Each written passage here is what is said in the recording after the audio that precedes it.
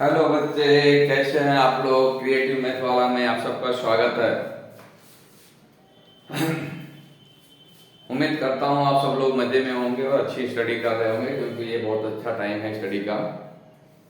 मौसम भी बहुत अच्छे हैं। आज मैं आप लोगों के लिए वीडियो बनाने जा रहा हूँ साइंस के ऊपर बेटा, जो 6 से लेकर के यानी 4th 5th से लेकर के 6 9 8 9 10 तक के बच्चों के लिए भी ये बेसिक बड़ा इंपॉर्टेंट रहेगा। अगर हमें बेसिक किसी चीज का भी समझ में नहीं आ रहा है तो हमें आगे पढ़ाई करने में स्पेशली साइंस और मैथ का बहुत मुश्किल होगा, और लोग फेस भी कर रहे हैं। नंबर तो आप किसी तरह से पा जाते हैं रट वगैरह करके, लेकिन रटने से साइंस और मैथ समझ में नहीं आती है। इसको समझने के लिए आपको बेहतर कॉन्सेप्ट समझना पड़ेगा। तो चलो बिना टाइम वेस्ट किए हुए हम आपको बताते हैं, हम साइंस के बारे में आज स्टडी करेंगे। साइंस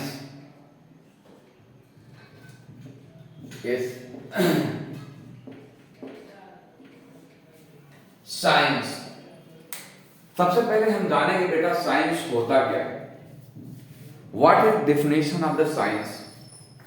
हम सब लोग साइंस के बारे में जानते हैं, मतलब बोलते हैं कि साइंस ये कर दिया, साइंस वो कर दिया, साइंस ने इंसान की जिंदगी में कितना आसानी ला दिया। तो साइंस है क्या, किस चीज का नाम है साइंस बेटा,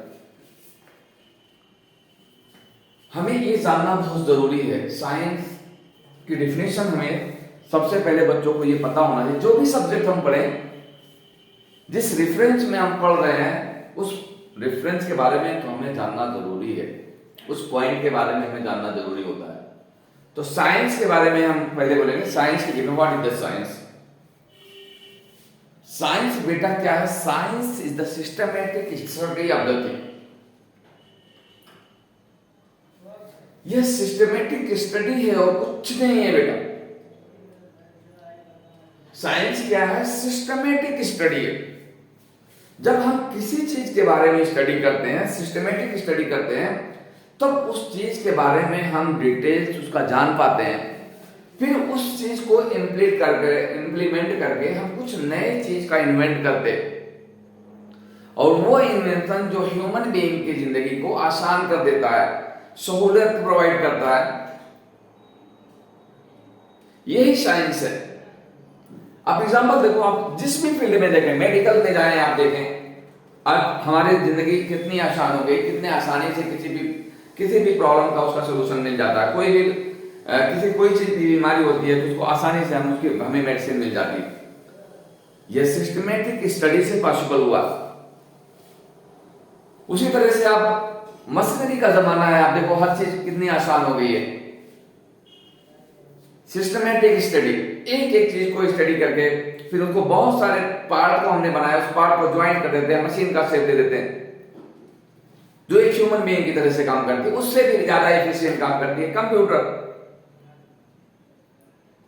तो हर फील्ड में जो साइंस है वो सिस्टमैटिक स्टडी ही है। उस फील्ड में, जिस फील्ड में हम सिस्टमैटिक स्टडी करते हैं, उससे हमें पता चलता है कि उस पॉइंट के बारे में हम पूरा डिटेल समझ जाते हैं, और उसके बाद हम उसको इन्वेंट करते हैं, और फिर कोई नई चीज बना देते हैं, जो नई चीज ह्यूमन बीइंग की जिंदगी को आसान कर देता है, इंसानी जिंदगी को आसान कर देता है, वही साइंस है। अब साइंस में कितनी कैटेगरीज होती है बेटा, कितने टाइप्स होते हैं, कितने टाइप से हम साइंस की स्टडी करते हैं। बेसिकली साइंस के बेटा 3 काइंड होते हैं, 3 टाइप से हम इस साइंस की स्टडी करते हैं, जिसको हम क्या बोलते हैं। एक को बोलते हैं हम फिजिक्स, दूसरा होता है केमिस्ट्री, तीसरा होता है बायोलॉजी।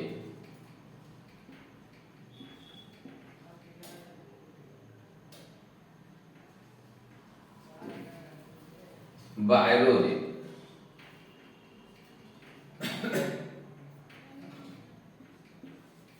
बायोलॉजी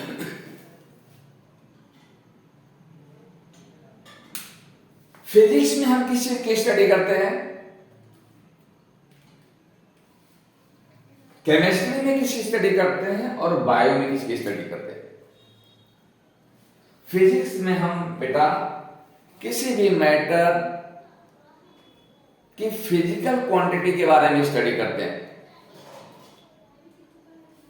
केमिस्ट्री में हम उसके केमिकल प्रॉपर्टी की स्टडी करते हैं। बायो में हम इंसान मतलब लिविंग बीइंग की स्टडी करते हैं। लिविंग बीइंग में जैसे इंसान, एनिमल्स, जानवर्स हो गए, और दूसरा एक पार्ट उसका होता है, बायो को दो भागों में डिवाइड करता है, एक होता है जूलॉजी और एक बॉटनी। जूलॉजी में हम एनिमल्स के बारे में स्टडी करते हैं और बॉटनी में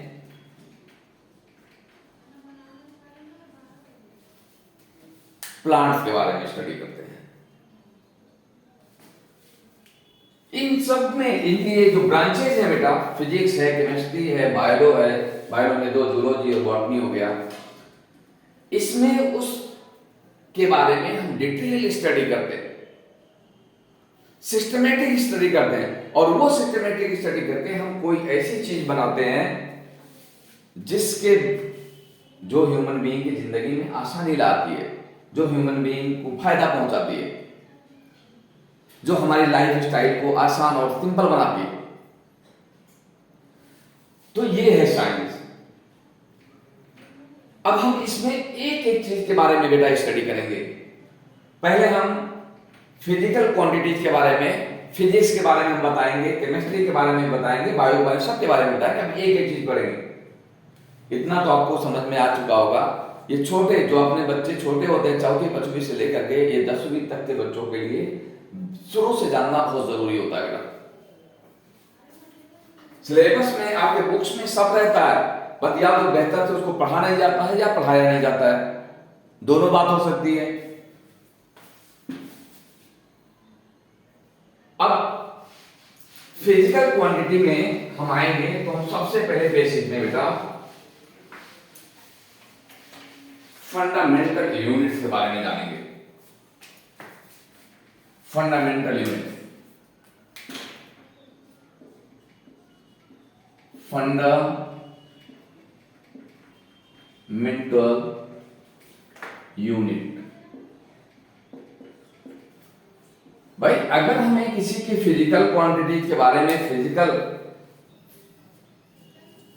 के बारे में कुछ जानना है तो दो तीन चीज बहुत इंपॉर्टेंट होती है बेटा। कहीं हमें उसकी लंबाई को मेजर करना पड़ सकता है, कहीं उसके वजन के बारे में देखना पड़ सकता है, कहीं उसके वॉल्यूम के बारे में देखना पड़ सकता है। तो ये सारे के सारे फिजिकल क्वांटिटी को हम मेजर, दुनिया में कोई ऐसी चीज नहीं है जिसको हम मेजर ना करते हो, तभी हम उस चीज को समझ पाते हैं। ये हैवी है, ये लंबी है, ये छोटी है, ये बड़ी है। हर चीज को मेजरमेंट होता है, चाहे वो कोई भी चीज जिसका एग्जिस्टेंस है यूनिवर्स में, उसका मेजरमेंट भी जरूरी है और उसको हम करते हैं। हर चीज की जो यूनिट्स होती है वो अलग अलग होती है। हर चीज को मेजर करने के अपने तरीके होते हैं, उनकी अलग यूनिट्स होती हैं। आपको टेम्परेचर मेजर करना है, आपको स्पीड मेजर करना है, आपको वेलोसिटी मेजर करना है, आपको एक्सीलरेशन मेजर करना है, आपको लेंथ मेजर करना है, वॉल्यूम करना है, वेट मास मेजर करना है, तो सबकी यूनिट्स होती है। तो हम फंडामेंटल यूनिट्स के बारे में पढ़ेंगे। फंडामेंटल यूनिट्स जो होते हैं वो तीन टाइप्स के होते हैं बेटा।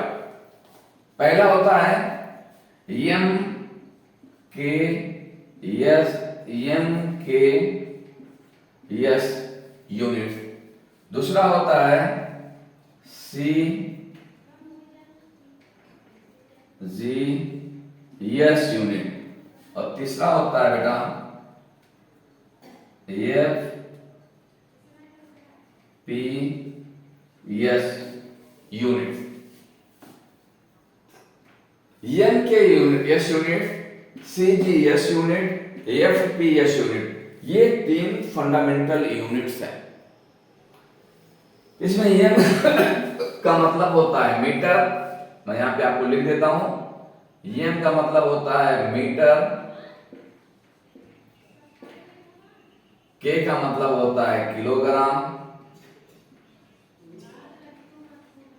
जिसको हम 60 में केजी लिखते हैं, मीटर को 60 में एम लिखते हैं, और यस का मतलब होता है सेकेंड।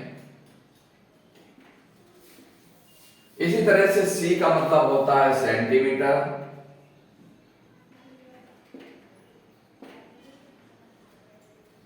जी का मतलब होता है ग्राम, और यस का मतलब वही सेकेंड,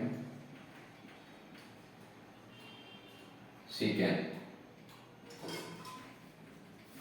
इसमें होता है एफ का मतलब होता है फुट, पी का मतलब होता है पाउंड, और यस का मतलब होता है सेकेंड। किसी भी फिजिकल क्वांटिटी को बेटा हम इन 3 यूनिट्स में, 3 फंडामेंटल यूनिट्स में जनरली मेजर करते हैं। ये यस यूनिट में अगर हम मेजर करते हैं तो हम वहां पे लेंथ को मीटर में लेते हैं, कोई भी लंबाई हो उसको मीटर में लेंगे, मास को हम केजों में लेंगे, टाइम को सेकंड में लेंगे। दूसरे फंडामेंटल यूनिट में लेंथ को हम सेंटीमीटर में लेते हैं, मास को हम ग्राम में लेते हैं, टाइम को सेकंड में लेते हैं। तीसरे यूनिट में हम लेंथ को फुट में मेजर करते हैं, मास को हम पाउंड में मेजर करते हैं, और टाइम को सेकंड। यानी तीनों यूनिट में टाइम जो होता है वो सेकंड में ही मेजर होता है। ठीक है, तो ये 3 फंडामेंटल यूनिट्स हैं, इसके बारे में आपको जानना बहुत जरूरी होता है। बाकी आपको टेबल्स बताए होंगे, 1 मीटर में कितने सेंटीमीटर होते हैं, कितने मिलीमीटर होते हैं, 1 केजी में कितने ग्राम होता है। ये दूसरे टॉपिक से ऑलरेडी मैथ में मैंने इस सब चीज को बताया है।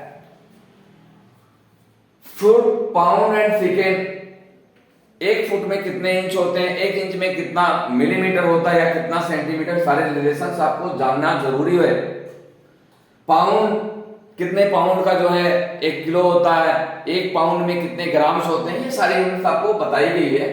और आप लोग जानते भी होंगे, नहीं होगा तो आपके पास में टेबल्स होता है, कहीं कन्वर्जन टेबल्स होते हैं, उससे आप स्टडी करें और जानना जरूरी होता है। जब आप आगे बेहतर स्टडी करेंगे तो इस सब की जरूरत पड़ेगी। और स्टडी का मतलब ही होता है बेटा, अगर आप साइंस पढ़ रहे हैं तो उसकी आप सिस्टमेटिक स्टडी करें, ताकि फ्यूचर में आप ही हमारे फ्यूचर हैं, और फ्यूचर में कुछ अच्छा करके ह्यूमन बीइंग के लिए बेहतर करके दिखाएं, अपनी लाइफ स्टाइल को आसान करें। तो ये 3 यूनिट्स हो गए। इन यूनिट्स के इस्तेमाल से ही बहुत सारी यूनिट्स बनेंगी। इस फंडामेंटल यूनिट के इस्तेमाल से बहुत सारी, जब हम फिजिक्स में अब एक एक स्टेप पर पढ़ने जाएंगे तो उसके बारे में आप देखेंगे कैसे यूनिट्स बनते हैं। तीसरी एक यूनिट होती है बेटा S I unit. Yes I unit,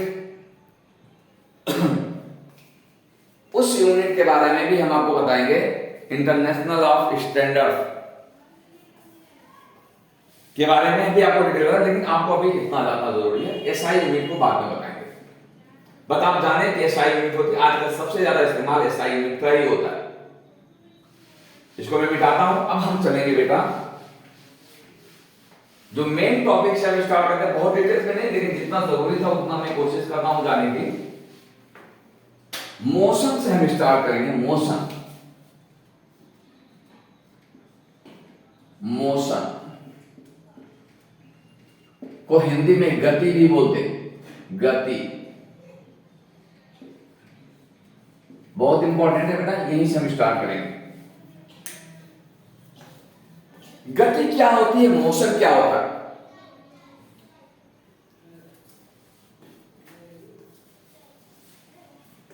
देखो बेटा, मोशन समझने से पहले हमें जरूरी है जानना रेफरेंस पॉइंट, ओरिजिन पॉइंट भी जिसको बोलते हैं, स्टार्ट पॉइंट भी बोलते हैं। मोशन होता क्या, व्हाट इज द मोशन? हम मोशन किसको बोलेंगे कि ये ऑब्जेक्ट मोशन में है या नहीं मोशन में। दुनिया में क्या सारे ऑब्जेक्ट मोशन में है, क्या मोशन में नहीं है, वो कैसे हम डिसाइड करेंगे? तो आप सबसे पहले देखिए बेटा, रेफरेंस पॉइंट में बता रहा हूं। अब कार्टेशियन प्लेन आपने पढ़ा होगा, जो बड़े बच्चे होंगे वो पढ़े होंगे, लेकिन जोड़े जो चौथी पांचवी के बच्चों को तो नहीं मालूम होगा। कार्टेशियन प्लेन क्या होता है बेटा, कि जब एक्स एक्सिस और वाई एक्सिस किसी पॉइंट पे एक दूसरे को परपेंडिकुलर डायरेक्ट करती है, कट करती है, इंटरसेक्ट करती है, तो उसको हम वर्जिन पॉइंट बोलते हैं।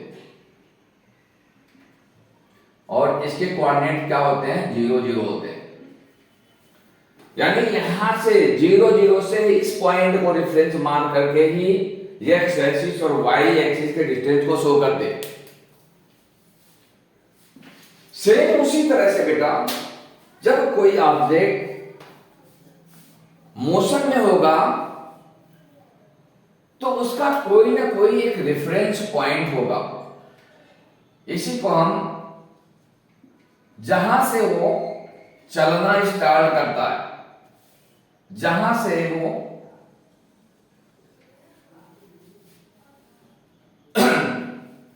ये रेफरेंस पॉइंट हुआ। अब इस रेफरेंस पॉइंट के से कोई भी ऑब्जेक्ट, कोई एक ऑब्जेक्ट है ये, जब ये अपना प्लेस टाइम के अकॉर्डिंग चेंज करता है, with respect to the time, when an object change its place with respect of the time, that is called the motion.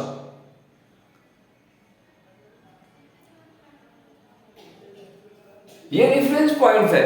इस पॉइंट से जब ये ऑब्जेक्ट यहां से यहां पे पहुंच गया तो कुछ टाइम लिया होगा बेटा, कुछ तो टाइम लेगा। अब यहां जब पहुंचेगा तो ये टाइम और कुछ होगा, यहां पे जब ये पहुंचेगा तो इसका टाइम कुछ और बदल जाएगा, यहां पे जब पहुंचेगा तो ये टाइम कुछ और होगा। यानी इसका जो स्टेट है, जो प्लेस है, वो टाइम के हिसाब से चेंज हो रहा है। तो हम उस ऑब्जेक्ट को क्या बोलेंगे कि ये ऑब्जेक्ट मोशन में, गति में है, क्योंकि with respect of the time इसकी पोजीशन क्या हो रही है? चेंज हो रही है। तो जब ऐसा कोई ऑब्जेक्ट किसी रेफरेंस पॉइंट से अकॉर्डिंग टू टाइम अपनी पोजीशन चेंज करता है तो that is called the motion. वो ऑब्जेक्ट मोशन में कहलाता है, यानी वो ऑब्जेक्ट गति में है, गति कर रहा है।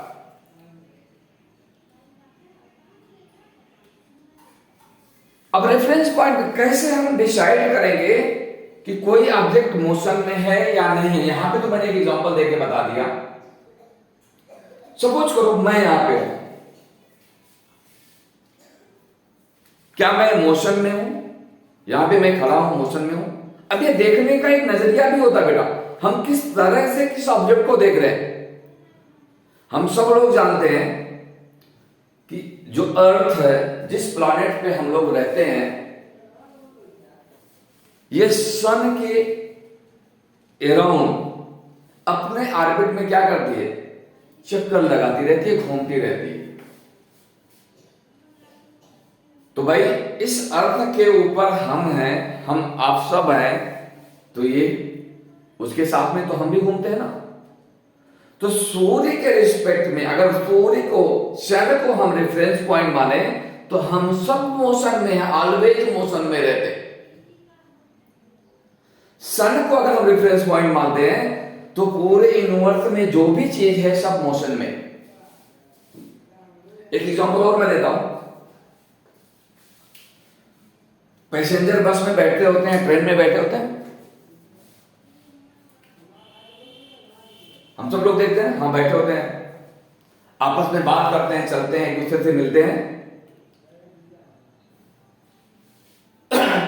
वो मोशन में है या नहीं?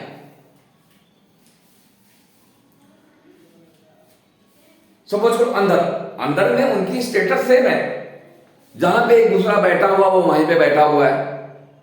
एक दूसरे से लेन देन कर रहा है, शेयर कर रहा है, बात कर रहा है, तो उन दोनों के रिस्पेक्ट में अगर आप देखेंगे तो मोशन में नहीं है। लेकिन एक बंदा बस स्टैंड पे खड़ा है या रेलवे स्टेशन पे है, उसके रिस्पेक्ट में ट्रेन मोशन कर रही है, तो उसके साथ में आप भी मोशन कर रहे हैं, तो आप भी उस बंदे के उस रेफरेंस पॉइंट पे अगर आप देखेंगे तो आप मोशन में हैं। लेकिन अगर ट्रेन में आप 2 लोग या 10 लोग, जितने भी लोग हैं, उस ट्रेन और उस बंदे के रिस्पेक्ट में आप एक दूसरे बंदे के रिस्पेक्ट में देखेंगे तो आप कितने हैं, स्टैटिक पोजीशन में।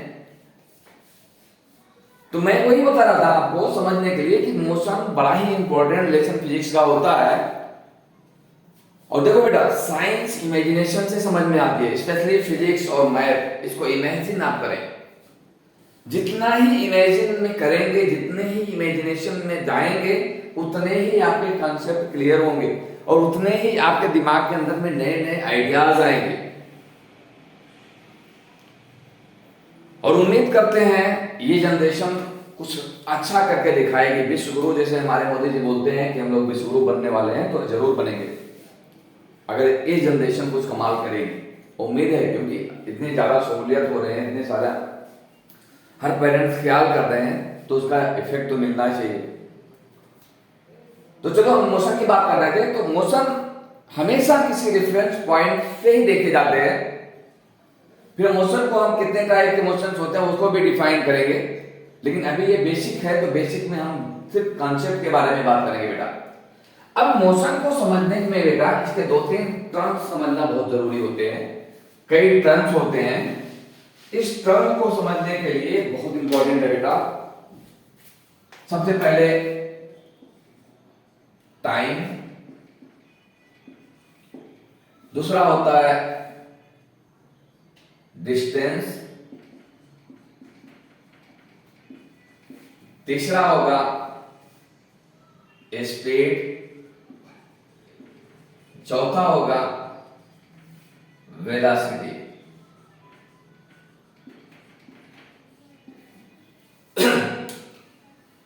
इसी तरह से एक्सीलरेशंस आएंगे, बहुत सारे आएंगे। ये 4 चीज बहुत ज्यादा इंपॉर्टेंट है। एक्सीलरेशन भी इसमें हम इंक्लूड कर देते हैं।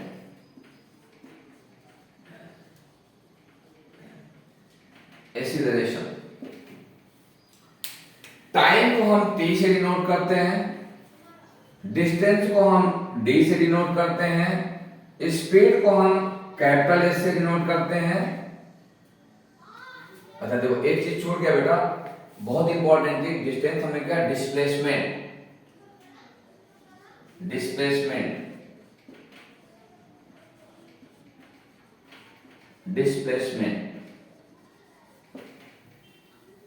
वेलोसिटी को हम v से डिनोट करते हैं, एक्सीलरेशन को a से डिनोट करते हैं, और डिस्प्लेसमेंट को हम स्मॉल s से डिनोट करते हैं। ये 6 पॉइंट्स बहुत ही इंपॉर्टेंट होते हैं बेटा। टाइम तो हम सबको मालूम है कि 1 डेज में 24 आवर्स होते हैं।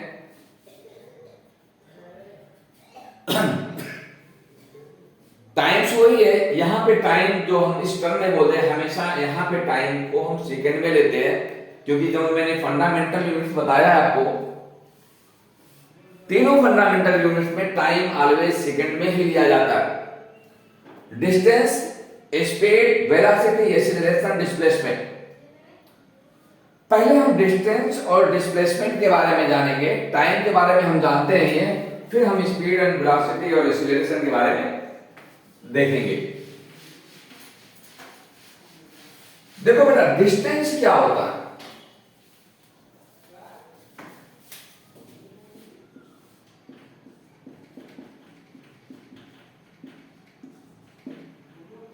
और डिस्प्लेसमेंट क्या होता है? ये दोनों बहुत ही इंपॉर्टेंट पॉइंट्स हैं इस लेसन को पढ़ने के लिए।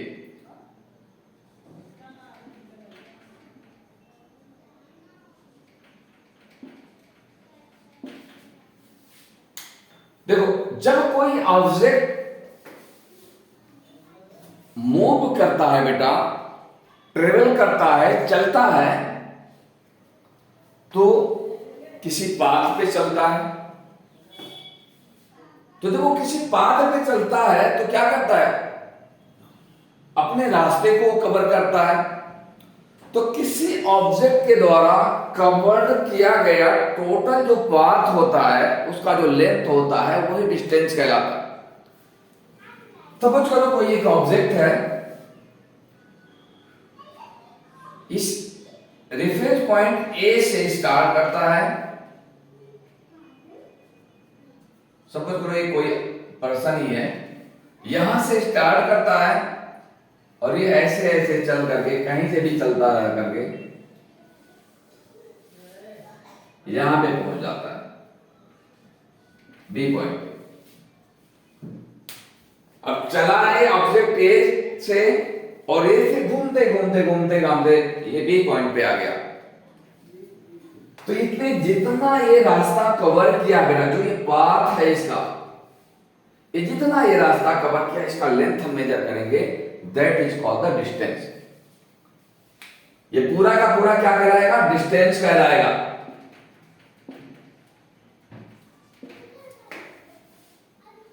डिस्प्लेसमेंट क्या होता है, शॉर्टेस्ट पाथ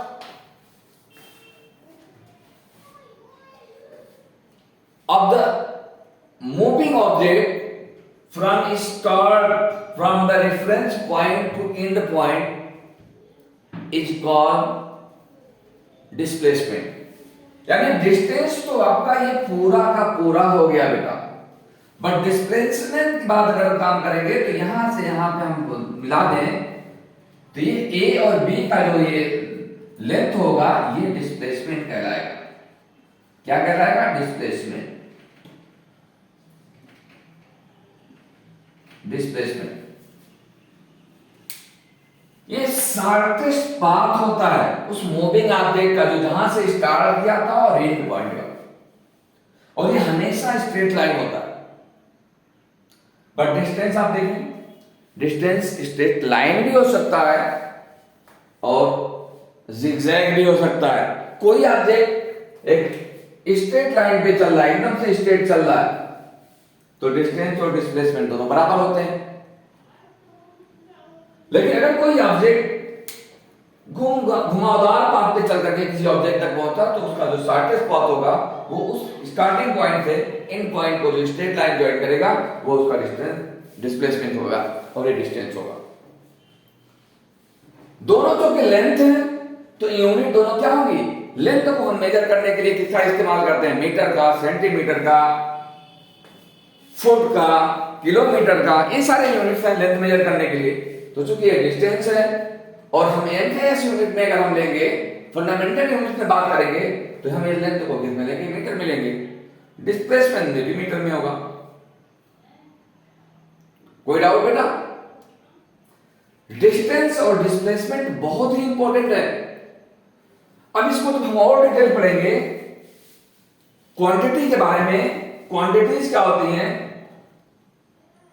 इसको हम स्केलर क्वांटिटी बोलते हैं डिस्टेंस को, और डिस्प्लेसमेंट को हम वेक्टर क्वांटिटी बोलते हैं बेटा। क्यों? क्योंकि स्केलर क्वांटिटी की डिफिनेशन होती है कि स्केलर क्वांटिटी के लिए सिर्फ मैग्नीट्यूड की जरूरत पड़ती है। मैग्नीट्यूड मतलब वैल्यू सिर्फ, अब ये लंबाई है, एक पाथ है, लेंथ है, तो इसका मैग्नीट्यूड मतलब ये 5 मीटर, 10 मीटर, 15 मीटर, 20 मीटर, जो भी डिस्टेंस होगी वो वैल्यू मैग्नीट्यूड कहलाएगी।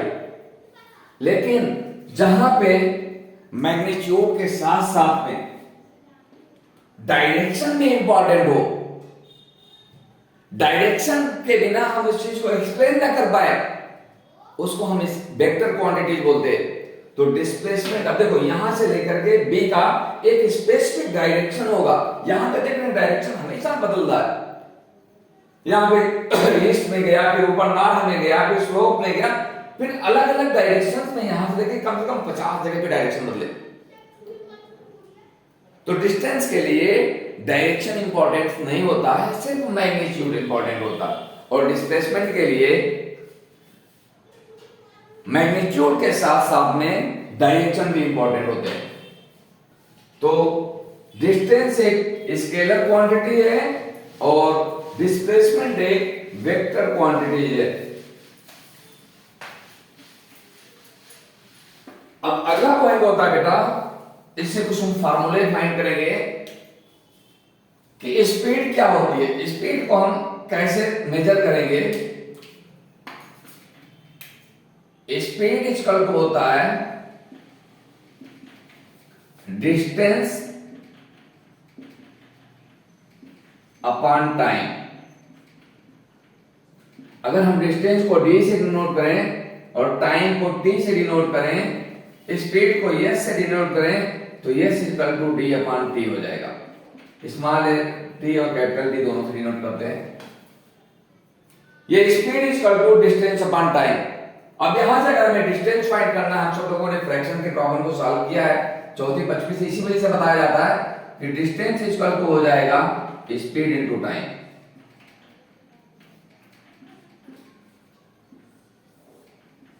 अगर आपको टाइम निकालना है तो टाइम इक्वल टू हो जाएगा डिस्टेंस अपॉन स्पीड। ये सारे फार्मूले एक ही फार्मूले से निकले हुए बेटा, t और s में मल्टीप्लाई किया तो हो गया डिस्टेंस हो गया, क्योंकि डिनोमिनेटर इसमें मल्टीप्लाई हो जाएगा, इसमें डिनोमिनेटर नहीं है, क्रॉस मल्टीप्लाई करेंगे तो d equal to s into t हो जाएगा। यहां पे देखो t को मैंने इधर ले लिया, s इधर आ जाएगा तो t अपॉन d। हम यहां पे d को मीटर में लेते हैं, t को सेकंड में लेते हैं, तो स्पीड की जो स्पीड का जो यूनिट हो जाएगा बेटा ये मीटर पर सेकंड हो जाएगा। डिस्टेंस ऑलरेडी हमें मालूम है, स्पीड में अगर टाइम का मल्टीप्लाई करेंगे तो डिस्टेंस हमेशा कोई भी मीटर में ही मेजर होती है, मीटर, सेंटीमीटर, किलोमीटर। अगर हम किस फंडामेंटल यूनिट में का लिख रहे हैं उसके हिसाब से हम उसका देते हैं, यूनिट देते हैं। अब दूसरा होता है वेलोसिटी।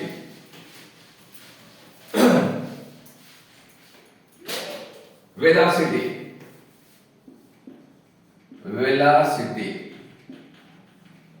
v इक्वल टू होता है, यहां पे डिस्प्लेसमेंट आएगा बेटा, डिस्प्लेसमेंट अपॉन टाइम। वेलोसिटी को हम v से डिनोट करते हैं, डिस्प्लेसमेंट को हम स्मॉल s से और टाइम को हम t से डिनोट करते हैं। तो v इक्वल टू होता है डिस्प्लेसमेंट अपॉन टाइम। इसमें ये भी एक लेंथ होती है तो इसकी भी यूनिट मीटर पर सेकंड होगा। अगर हमें वेलोसिटी लिखना है, वेलोसिटी को मेजर करना है तो उसकी यूनिट मीटर पर सेकंड होगी। स्पीड और वेलोसिटी दोनों के फार्मूले लगभग सेम है, सिर्फ बदलता क्या है, वहां पे डिस्टेंस लेना होता है, यहां पे डिस्प्लेसमेंट। डिस्टेंस ऑलवेज डिस्प्लेसमेंट के बराबर हो सकता है या उससे बड़ा हो सकता है, बट ये डिस्प्लेसमेंट जो होता है, ये डिस्प्लेसमेंट कभी भी डिस्टेंस से बड़ा नहीं होता है, डिस्टेंस से छोटा या डिस्टेंस के बराबर ही होता है। अब यहाँ पे चूंकि ये वेक्टर क्वांटिटी है तो हम इसको वेक्टर भी दे सकते हैं, वेक्टर वेलोसिटी भी एक वेक्टर क्वांटिटी होगा। और आपका स्पीड वहां पे डिस्टेंस अपॉन टाइम था, तो स्पीड भी आपका क्या होता है, स्केलर क्वांटिटी होता है। स्पीड के लिए डायरेक्शन की जरूरत नहीं होता है, वेलोसिटी के लिए डायरेक्शन मेंशन करना पड़ता है। तो आई थिंक आज का लेक्चर इतना इनफ है बेटा, थोड़ा थोड़ा हम बताएंगे और थोड़ा थोड़ा आप समझते जाएं। अब स्पीड, वेलोसिटी और डिस्टेंस में हम न्यूमेरिकल सॉल्व करेंगे। न्यूमेरिकल बड़ा इंपॉर्टेंट होगा, नेक्स्ट लेक्चर में हम न्यूमेरिकल बताएंगे। अगर किसी को कोई प्रॉब्लम होगा इसको समझने में तो हमसे मैसेज करें और कमेंट करें, उनकी प्रॉब्लम को और भी कुछ डिटेल से डिफाइन करना होगा या जो सॉर्ट आउट करना होगा, कुछ प्रॉब्लम हमको समझना है तो हम उसको सॉर्ट आउट करेंगे और उसको और भी अच्छे तरह से डिफाइन करने की और या एक्सप्लेन करने की कोशिश करेंगे ताकि आपको बेहतर समझ आए और आपके कॉन्सेप्ट क्लियर हो जाए। जय हिंद।